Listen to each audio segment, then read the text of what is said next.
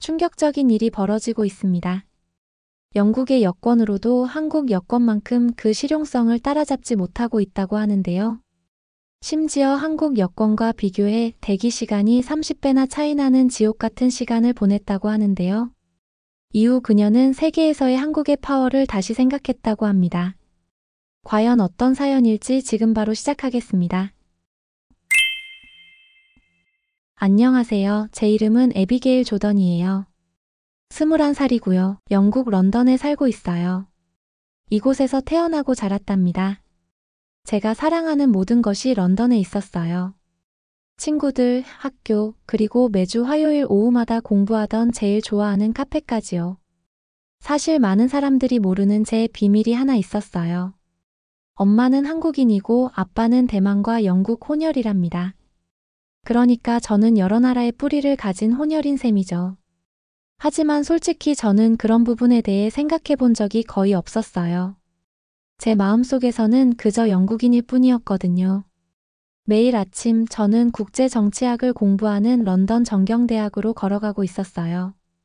거창한 이름이지만 사실 여러 나라가 어떻게 협력하고 갈등하는지 배우는 학문이랍니다.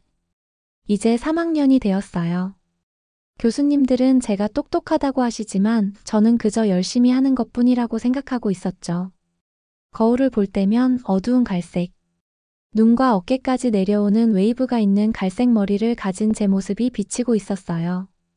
사람들은 가끔 제가 대부분의 영국인처럼 보이지 않아서 어디 출신인지 물어보곤 했어요. 저는 항상 런던이요라고 대답하고 거기서 끝냈죠. 사람들이 아니, 정말로 어디 출신이에요? 라고 계속 물어볼 때면 정말 짜증이 나곤 했어요. 마치 제가 진짜 영국인이 될 수 없다는 듯이 말이죠. 친구들과 저는 종종 세계 뉴스에 대해 이야기하곤 했어요. 아시아 국가들에 대해 이야기할 때면 저는 보통 중국은 규제가 너무 많아. 또는 일본은 옛날 방식에 갇혀 있어라고 말하곤 했죠. 제 어머니의 나라인 한국에 대해서는 좋은 휴대폰과 화장품을 만들지만 사회가 너무 엄격하고 구식이야라고 말했어요. 친구들은 제가 뭔가 알고 있을 거라고 생각해서 그냥 고개를 끄덕이고 있었답니다. 엄마는 가끔 저에게 한국어 단어를 가르치거나 한국 음식을 만들려고 하셨지만 저는 바쁜 척했어요. 아빠도 가끔 대만에 대해 언급하셨지만 저는 화제를 바꿨죠. 저는 다르게 보이고 싶지 않았어요. 그저 런던의 다른 모든 사람들처럼 되고 싶었을 뿐이었어요. 그러던 어느 날 모든 게 바뀌었답니다. 수업이 끝나고 책을 가방에 넣고 있는데 루이스 교수님이 제 이름을 부르셨어요. 에비게일, 잠시 시간 있니? 교수님은 제 이름이 적힌 큰 갈색 봉투를 건네주셨어요. 안에는 제가 특별 프로그램에 선발되었다는 편지가 들어 있었답니다. 중국 베이징 대학교에서 한 학기 동안 공부할 수 있는 기회였어요. 정말 좋은 기회야, 루이스 교수님이 말씀하고 계셨어요. 아주 소수의 학생들만 선발된단다. 나중에 취업할 때 내 이력서에 아주 좋게 보일 거야. 제 심장이 빠르게 뛰고 있었어요. 베이징, 중국, 그곳은 런던에서 제가 알던 모든 것에서 너무 멀었어요. 한편으로는 궁금했죠. 결국 아빠의 역사는 중국에서 이어졌으니까요. 하지만 다른 한편으로는 무서웠어요. 친구들은? 제일 좋아하는 카페는? 편안한 런던 생활은 어떻게 되는 거죠? 그날 저녁 식사 시간에 저는 부모님께 그 편지에 대해 말씀드렸어요. 엄마의 눈이 반짝이고 있었어요. 베이징. 정말 멋지구나, 에비게일. 아시아와 더 가까워질 테니 거기 있는 동안 서울도 방문할 수 있을지도 몰라. 아빠는 작은 미소를 지으며 고개를 끄덕이셨어요. 이제 런던을 넘어 세계를 볼 때가 됐구나, 에비. 저는 접시 위에서 음식을 이리저리 밀고 있었어요. 아직 승낙하지 않았어요. 하지만 할 거잖아, 엄마가 제 손을 잡으며 말씀하셨어요. 이건 내가 다른 면의 자신을 볼 수 있는 기회란다. 나중에 제 방에서 저는 창문 앞에 서서 아래 런던 거리를 내려다보고 있었어요. 빨간 버스들, 오래된 건물들, 가벼운 비 속에서 우산을 쓰고 서둘러 집으로 향하는 사람들, 이것이 제 세계였어요. 이것이 제가 누구인지를 보여주고 있었죠. 노트북을 열고 베이징 대학교를 검색해봤어요. 건물들은 크고 제 학교와는 달랐어요. 사진 속 학생들은 제 친구들과 닮지 않았죠. 거기서는 모든 것이 낯설 것 같았어요. 음식, 언어, 심지어 제가 숨쉴 공기까지도요. 그때 창문 유리에 비친 제 모습이 눈에 들어왔어요. 어둠 속에서 도시 불빛이 제 뒤로 비치는 가운데 제 얼굴이 더 선명하게 보였어요. 엄마에게서 물려받은 눈 모양, 아빠에게서 물려받은 코의 곡선. 오랜만에 저는 정말로 제 자신을 들여다보며 궁금해하고 있었어요. 내가 항상 생각해온 이 런던 소녀 이상으로 나는 과연 누구일까? 다시 편지를 집어들었어요. 베이징에서의 한 학기 혼잣말을 하고 있었어요. 영원한 것은 아니었죠. 집을 떠나 몇 달을 견뎌낼 수 있을 거예요. 그리고 어쩌면 세계에 대해 뭔가 새로운 것을 배울 수도 있을 것 같았어요. 제 자신에 대해서도요. 다음 날 아침 저는 루이스 교수님께 답장 이메일을 보냈어요. 네, 하겠습니다. 한 달 뒤 비행기가 쿵 하는 소리와 함께 착륙했고 저는 베이징에 도착했어요. 비행기에서 내리는 순간 제 심장이 빠르게 뛰고 있었어요. 공기는 무겁고 따뜻하게 느껴졌는데 런던의 서늘한 바람과는 너무나 달랐어요. 중국어 간판들이 사방에 걸려 있었고 사람들은 제가 이해할 수 없는 언어로 말하며 분주하게 오가고 있었죠. 비록 제가 여기 많은 사람들과 비슷하게 생겼지만 마치 튀어 보이는 것 같은 느낌이 들었어요. 공항을 통과하는 것은 쉽지 않았어요. 입국 심사대까지 가는 시간만 2시간이 걸렸고 마침내 도착해 공무원들에게 제 서류를 보여줬는데 심사관은 웃지 않는 무표정한 표정으로 아무 말 없이 제 여권에 도장을 찍고 손짓으로 통과시켰어요. 밖에는 거대하고 분주하며 완전히 낯선 도시가 저를 기다리고 있었죠. 택시는 저를 앞으로 몇 달 동안 지낼 새 집으로 데려갔어요. 아파트 건물은 높고 회색이었으며 다른 비슷한 건물들 사이에 꽉 끼어 있었죠. 제 방은 작지만 깨끗했고 침대와 책상 그리고 아주 작은 화장실이 있었는데 창문을 통해 보니 건물들이 멀리까지 뻗어 있었어요.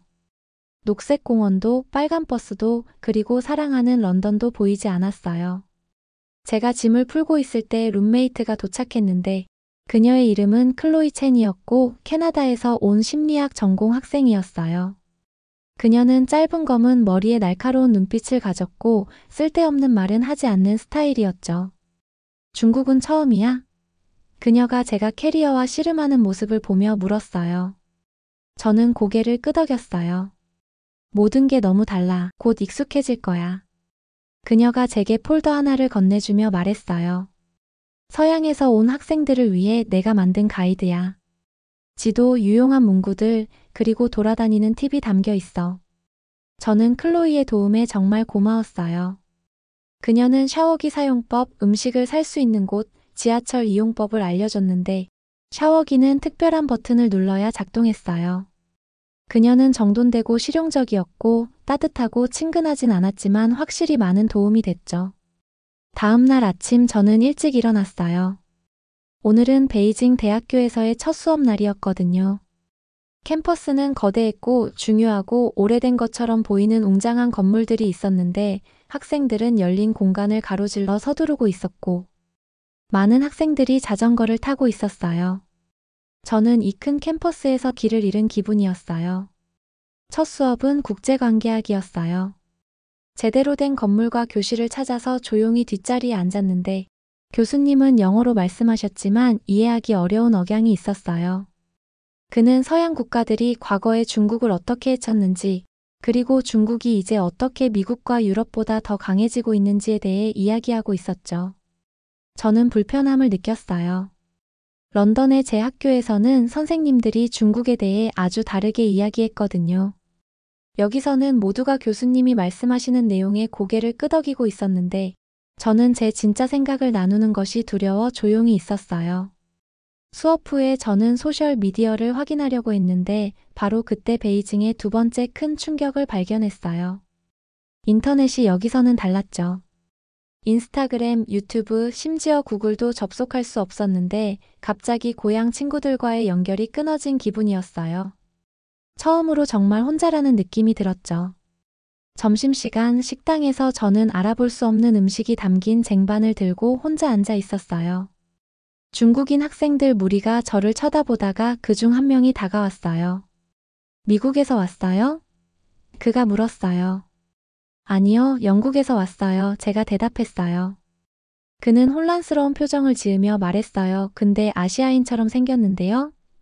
제 어머니는 한국인이고 아버지는 반은 대만인이에요. 제가 설명했는데 이런 말을 하는 게 입에서 이상하게 느껴졌어요. 런던에서는 제 자신의 이런 부분에 대해 거의 이야기하지 않았거든요.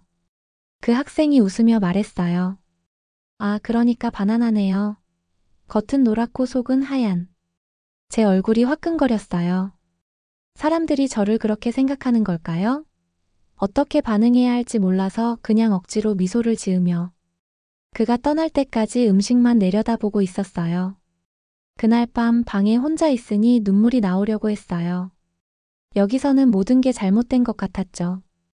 음식은 낯설었고 공기는 오염됐으며 사람들은 제 기분을 상하게 하는 말을 했는데 무엇보다도 평소 쓰던 앱들이 작동하지 않아 친구들에게 전화조차 할 수 없었어요. 마침내 클로이가 설치를 도와준 새 앱으로 어머니와 영상통화를 할 수 있었어요. 베이징은 어때? 화면 속 엄마의 얼굴이 밝고 들뜬 표정으로 물었어요.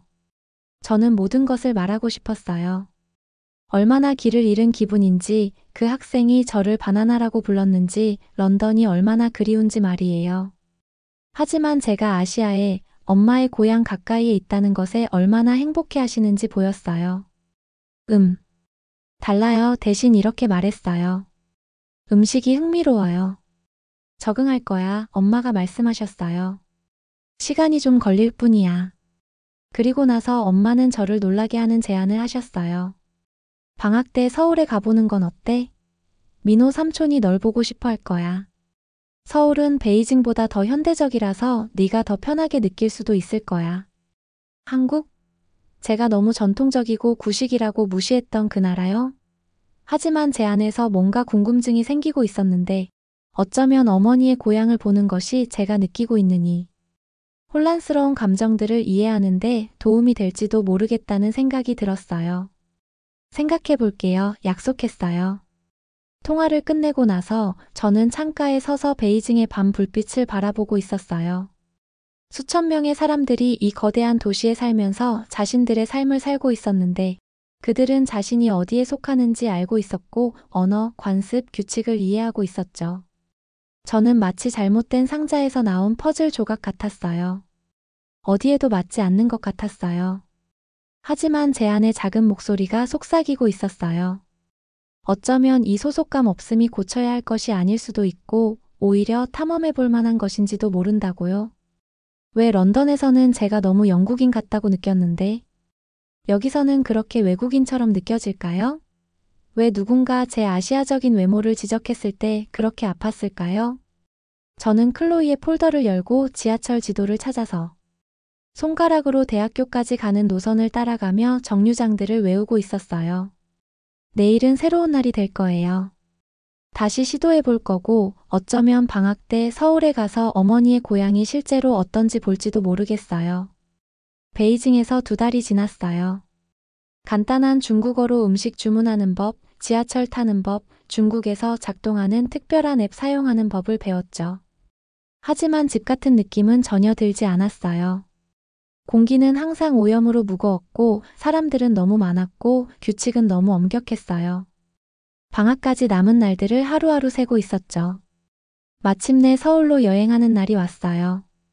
룸메이트 클로이가 짐 싸는 걸 도와주고 있었어요. 서울은 베이징과 달라 그녀가 제 스웨터를 개면서 말했어요. 어떤 면에서는 서양과 더 비슷해. 네가 더 좋아할지도 몰라. 뭘 기대해야 할지 잘 몰랐어요. 평생 저는 한국을 그저 사람들이 너무 열심히 일하고 규칙을 너무 많이 따르는 작은 아시아 국가라고만 생각했거든요. 엄마의 고향이었지만 제 고향은 아니었죠. 이제 그곳에 가게 됐어요. 비행기가 인천공항에 착륙했고 첫 순간부터 충격을 받았어요. 이 공항은 베이징 공항과 전혀 달랐어요. 깨끗하고 밝고 매우 현대적이었죠. 안내판은 한국어, 영어, 중국어로 되어 있었고 로봇들이 돌아다니며 승객들을 돕고 있었어요. 자동 게이트가 여권을 빠르고 효율적으로 스캔하고 있었고요. 그리고 도착 게이트에서 저를 기다리고 있던 사람은 사촌 유연이었어요. 전에는 오래된 가족 사진에서만 봤었죠. 그는 단정한 검은 머리에 친근한 미소를 가진 키 큰 청년이었어요. 런던 친구들이 입을 법한 패셔너블한 옷을 입고 있었죠. 에비게일, 한국에 온 걸 환영해. 그가 가볍게 허그를 했어요. 짐 찾고 도시로 가자. 현은 조용히 움직이는 세련된 전기차를 운전하고 있었어요. 공항을 떠나자 풍경이 평지에서 멀리 보이는 산으로 바뀌었죠. 고속도로는 매끄러웠고 디지털 표지판에는 교통 업데이트가 표시되고 있었어요. 모든 것이 너무 깨끗하고 정돈되어 보였어요. 서울은 아마 네가 상상했던 것과 다를 거야. 현이 제 눈이 휘둥그레진 것을 보고 말했어요. 뭘 기대했어? 생각해봤어요. 좀 더 구식? 전통적인 느낌? 그가 웃었어요. 여기 전통도 많아. 하지만 우리는 또한 세계에서 가장 빠르게 발전한 국가 중 하나이기도 해. 가장 빠른 인터넷, 최고의 대중교통, 가장 혁신적인 기술 회사들. 내 휴대폰도 아마 여기서 만들어졌을 거야. 제 스마트폰을 내려다봤어요. 사실이었어요. 한국 브랜드였죠. 그전에는 이런 생각을 해본 적이 없었어요. 곧 우리는 서울 중심부에 있었어요. 도시는 초고층 유리 건물과 곡선 지붕이 있는 작은 전통 가옥들이 섞여 있었어요. 밝은 간판들이 거리를 비추고 있었고 제 또래의 사람들은 스타일리시한 옷을 입고 다니고 있었는데 모두 스마트폰을 손에 들고 있었죠. 현은 저를 강남이라는 동네에 있는 그의 아파트로 데려갔어요. 현대적이고 미니멀한 공간이었고 도시 스카이라인이 보이는 전망이 있었어요. 그는 제게 작지만 편안한 게스트룸을 보여줬죠. 좀 쉬어, 그가 말했어요. 오늘 밤에 서울의 일부를 보여줄게. 그날 저녁 우리는 음식 노점, 밝은 조명, 맛있는 냄새로 가득한 야시장에 갔어요. 매콤한 떡볶이, 단팥이 들어간 달콤한 빵, 바삭한 프라이드 치킨을 먹었죠. 주변 사람들은 수다를 떨며 웃고 있었어요. 베이징에서처럼 아무도 저를 쳐다보지 않았어요. 여기서는 제가 어울릴 수 있을 것 같았죠. 며칠 동안 현은 저에게 서울 여기저기를 보여줬어요. 아침에는 아름다운 정원이 있는 고궁을 방문했고 오후에는 현대 미술관과 붐비는 쇼핑 지역에 갔죠. 밤에는 런던에서 먹어본 한국 음식과는 전혀 다른 레스토랑에서 식사했어요. 현은 저에게 기술회사, 패션, 국제 비즈니스에서 일하는 젊은 전문가인 친구들을 소개했어요. 그들은 영어를 잘했고 런던에 대해 질문했죠.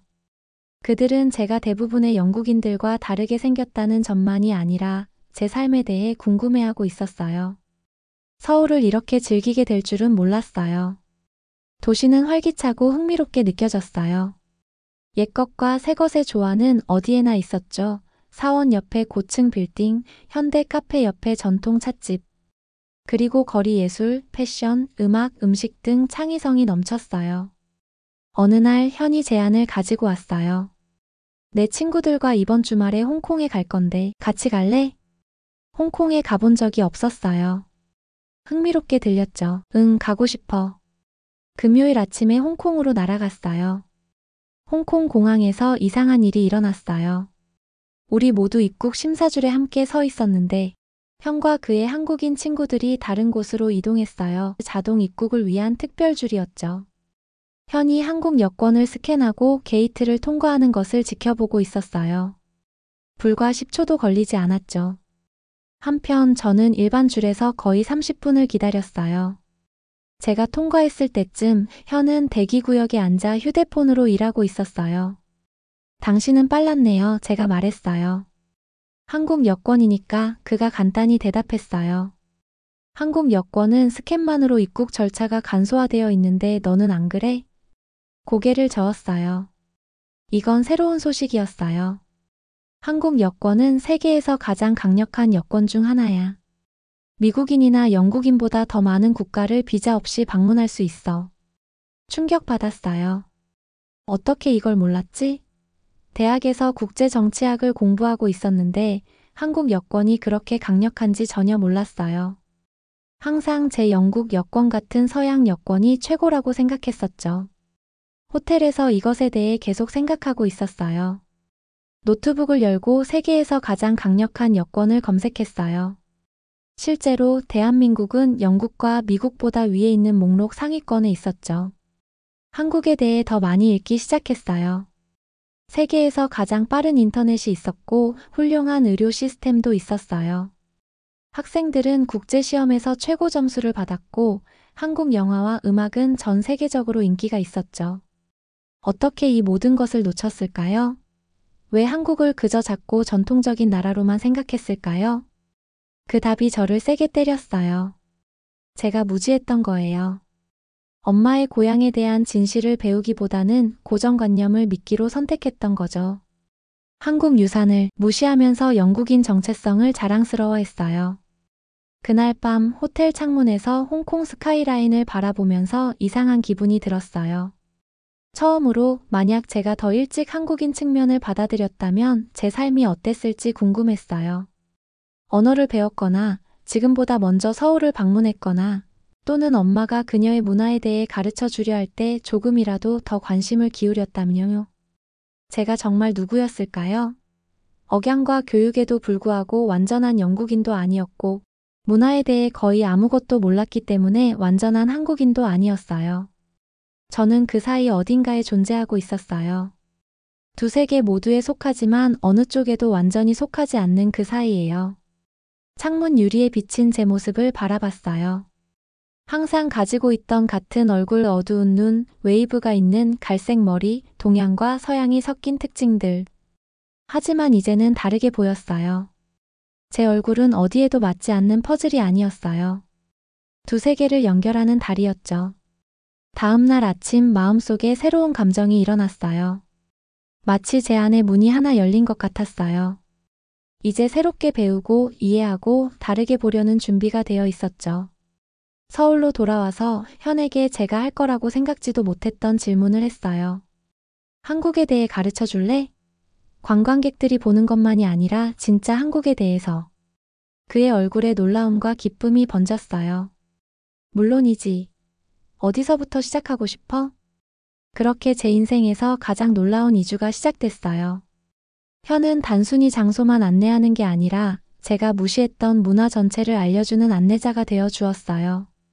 매일이 모험이었고 그 모험을 통해 엄마의 고향에 대한 새로운 조각들을 하나씩 알아가고 있었죠. 전통 마을을 방문해서 한국 역사를 배웠어요. 수백 년 동안 이어져 온 나무 건물들을 직접 만져봤고요. 사람들이 옛날에 어떻게 살았는지, 온돌이라는 특별한 바닥 난방 시스템으로 겨울을 어떻게 따뜻하게 보냈는지, 그리고 추운 겨울을 위해 음식을 어떻게 보관했는지 배우고 있었어요. 다음 날에는 엔지니어들이 최신 기술을 개발하고 있는 대형 전자회사를 방문했어요. 컴퓨터와 로봇으로 가득한 밝은 하얀색 연구실에서 한국이 어떻게 미래를 만들어가고 있는지 볼 수 있었죠. 클린룸 작업복을 입은 직원들이 전 세계의 휴대폰과 컴퓨터에 들어가는 작은 부품들을 어떻게 만드는지 설명해주고 있었어요. 저녁에는 전에 한 번도 맛보지 못했던 놀라운 음식들을 먹었어요. 온몸을 따뜻하게 해주는 매콤한 찌개, 완벽하게 구워진 고기에 발라진 달콤새콤한 양념, 그리고 반찬이라 불리는 수십 가지의 작은 밑반찬들이 모든 식사마다 함께 나왔죠. 심지어 젓가락 제대로 사용하는 법도 배웠는데 이건 엄마가 몇 년 전에 가르치려고 했던 거였어요. 현의 친구들, 예술가, 사업가, 교사, 기술 직원들도 만났어요. 그들은 한국인이라는 것에 자부심을 가지고 있으면서도 세계에 대해 호기심이 많았죠. 많은 사람들이 다른 나라에서 공부하거나 일한 경험이 있었고요. 그들은 런던에 대해 깊이 있는 질문을 하고 제 대답을 진지하게 듣고 있었어요. 아무도 저에게 별명을 붙이거나 제가 어울리지 않는다는 느낌을 주지 않았어요. 민지라는 한 여자아이가 매일 몇 가지 한국어 단어를 가르쳐 주었어요. 처음에는 발음하기가 어려웠지만 곧 안녕하세요, 감사합니다, 이거 맛있어요와 같은 간단한 말들을 할 수 있게 되었죠. 새로운 단어 하나하나가 작은 선물처럼 느껴졌고 그 단어들이 엄마의 언어와 저를 이어주고 있었어요. 비오는 어느 오후 현과 함께 서울을 가로지르는 한강이 내려다 보이는 현대적인 카페에 앉아 있었어요. 우리가 음료를 마시는 동안 빗방울이 창문에 무늬를 그리고 있었죠. 카페에는 노트북으로 공부하는 학생들과 조용히 이야기 나누고 있는 친구들로 가득했어요. 런던으로 돌아가면 뭘 할 거야? 현이 물었어요. 돌아가는 것에 대해 많이 생각해보지 않았어요. 베이징은 이제 먼 기억처럼 느껴졌고 런던은 더더욱 멀게만 느껴졌죠. 한국어를 제대로 배우고 싶어 제가 말했는데 그 말을 하는 저 자신도 놀랐어요. 그리고 어쩌면 내년에 교환학생으로 서울에 다시 올지도 몰라. 현이 미소를 지었어요. 네가 처음 왔을 때보다 많이 달라졌네. 고개를 끄덕였어요. 그의 말이 맞다는 걸 알고 있었죠. 2주 전에 인천공항에 도착했던 그 소녀는 지금 이 카페에 앉아있는 제가 아니었어요. 그 소녀는 닫혀 있었고 한 번도 가보지 않은 곳에 대한 잘못된 생각들로 가득 차 있었죠. 지금의 저는 열려있고 호기심이 많고 새로운 것을 배울 준비가 되어 있었어요. 가장 큰 변화는 제 안에서 일어났어요. 더 이상 제가 누구인지에 대해 혼란스럽지 않았죠. 혼혈 영국인, 한국인, 대만인이 섞인 것이라는 사실이 숨기거나 부끄러워할 일이 아니라는 걸 알게 됐어요. 오히려 그것은 강점이었어요. 세상을 보는 다양한 시선을 이해할 수 있고 서로 다른 문화 사이의 다리가 될 수 있었죠. 서울에서의 마지막 날이 너무 빨리 다가왔어요. 현이 저를 공항으로 데려다 주었는데 제가 처음 도착했을 때 지나갔던 그 매끈한 고속도로였어요. 하지만 이제 멀리 보이는 산들은 그냥 예쁜 풍경이 아니었어요. 이제 저는 그 산들의 이름을 알고 있었죠. 한국어로 된 표지판들은 더 이상 이상한 기호가 아니었어요. 이제 일부 글자들을 읽을 수 있었으니까요. 도시는 더 이상 그저 외국 장소가 아니었어요. 이제 그곳은 제 이야기의 일부였어요. 출발 게이트에서 현을 안아주며 작별 인사를 했어요. 한국을 보여줘서 고마워. 곧 다시 와, 그가 말했어요. 내 어머니의 나라는 내 나라이기도 하니까. 베이징으로 돌아가는 비행기에서 창문 밖으로 서울이 구름 아래로 사라지는 모습을 바라보고 있었어요. 불과 몇 주 만에 얼마나 많은 것이 변했는지 생각했죠. 잘못된 생각과 고정관념으로 가득 차서 아시아에 왔었는데 누구인지에 대해 너무 확신하고 있었어요. 그냥 아시아인 부모를 가진 영국 소녀라고요. 이제 제 정체성이 훨씬 더 풍부하고 복잡하다는 것을 깨달았어요. 반은 이거, 4분의 1은 저거. 이런 게 아니었어요. 저는 이 모든 것 영국인이자 한국인이자 대만인이었죠. 하나를 다른 것보다 우선시할 필요가 없었어요. 클로이는 바로 제 변화를 알아챘어요. 뭔가 달라 보인다. 제가 방에 들어섰을 때 그녀가 말했어요. 서울에서 무슨 일이 있었어? 미소를 지었어요. 베이징에서 남은 몇 주가 금방 지나갔어요. 곧 런던으로 돌아갈 시간이 되었죠. 캐리어를 싸면서 부모님을 위해 산 선물들을 조심스럽게 포장했어요. 아빠를 위한 아름다운 찻잔 세트와 엄마를 위한 손으로 만든 스카프였죠. 하지만 제가 집으로 가져가는 가장 중요한 것들은 캐리어에 담을 수 없는 것들이었어요. 그것들은 바로 추억, 새로운 이해, 그리고 이제 엄마의 고향과 느끼는 연결감이었어요. 마침내 런던의 히드로 공항에 도착했을 때 모든 것이 익숙하면서도 새롭게 보였어요. 회색 하늘, 빨간 버스, 주변에서 들리는 영국 억양 모든 것이 제가 떠났을 때와 똑같았죠. 하지만 저는 같은 사람이 아니었어요. 부모님이 도착 게이트에서 기다리고 계셨어요. 엄마는 눈물을 글썽이시며 달려와 저를 안아주셨어요. 아빠도 다음으로 안아주셨는데 항상 그러셨던 것처럼 어색하게 등을 토닥이셨죠. 여행은 어땠니? 주차장으로 걸어가면서 엄마가 물으셨어요. 그들에게 말할 것이 너무 많았어요. 베이징과 그곳의 어려움들에 대해, 서울과 그곳의 놀라운 점들에 대해, 어떻게 저 자신과 세상을 보는 완전히 새로운 방식을 발견했는지에 대해서요. 정말 놀라웠어요. 간단히 말했어요. 그리고 한국어를 배우고 싶어요. 엄마의 눈이 놀라움과 기쁨으로 커졌어요. 아빠는 미소를 지으며 제 어깨를 꼭 잡아주셨죠. 다음 주에 대학으로 돌아가서 한국어 수업에 등록했어요. 동아시아 연구 학회에도 가입했고요. 가방에는 영국 국기 옆에 작은 한국 국기를 달았어요. 사람들이 어디서 왔냐고 물으면 런던이라고 대답하지만 때로는 엄마는 서울 출신이에요 라고 덧붙이기도 했죠. 국제정치학 수업에서는 특히 아시아에 관한 토론이 나올 때 더 적극적으로 손을 들었어요. 이제 저는 책이나 뉴스에서만 나온 게 아닌 직접 경험에서 우러나온 가치 있는 시각을 가지고 있었으니까요. 서울에서의 경험은 제 인생을 완전히 바꿔놓았어요. 처음엔 그저 엄마의 고향이라는 이름표만 달려있던 한국이란 나라가 이제는 제 마음속에 깊이 새겨진 또 하나의 고향이 되었죠. 도시의 불빛, 음식의 맛, 사람들의 온기. 이 모든 것들이 제 기억 속에 선명하게 남아있어요. 저는 이제 알아요. 제 정체성을 완성하는 퍼즐 조각을 찾은 것처럼 한국은 항상 제 안에 있었다는 걸요. 단지 제가 그것을 받아들일 준비가 안 되어 있었을 뿐이죠. 이제는 런던과 서울 두 도시를 오가며 두 문화의 아름다움을 모두 품은 채 살아갈 거예요. 오늘의 사연 잘 시청하셨나요?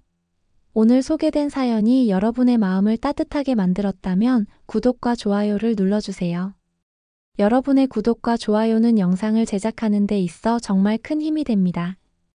그럼 지금까지 감동 스폰서였고요. 끝까지 시청해주셔서 감사합니다.